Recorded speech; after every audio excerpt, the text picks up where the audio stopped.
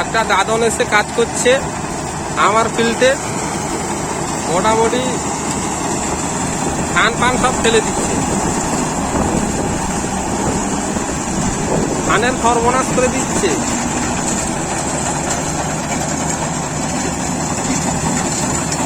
চাষিকে বোঝাচ্ছি মোটামুটি ধানটা না কাটার জন্য, আমার গাড়ি এলে কাটার জন্য।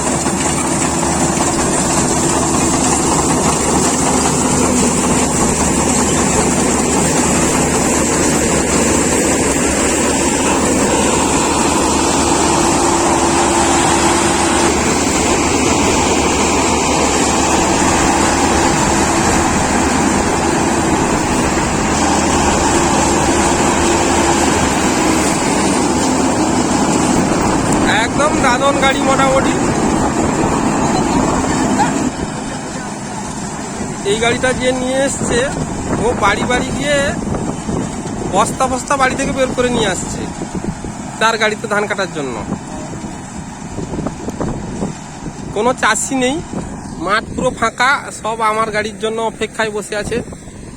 এক দুজন ছাড়া নেই, কোথাও লোক দেখতে পাবে না, পুরো মাঠ ধান ভর্তি।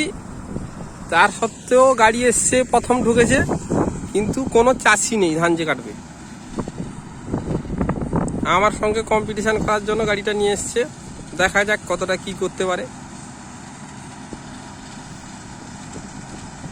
ধান এত পরিমাণে পড়ছে, ধানের মালিক ধান কুড়াচ্ছে, একদম সে বরবাদ করে দিচ্ছে।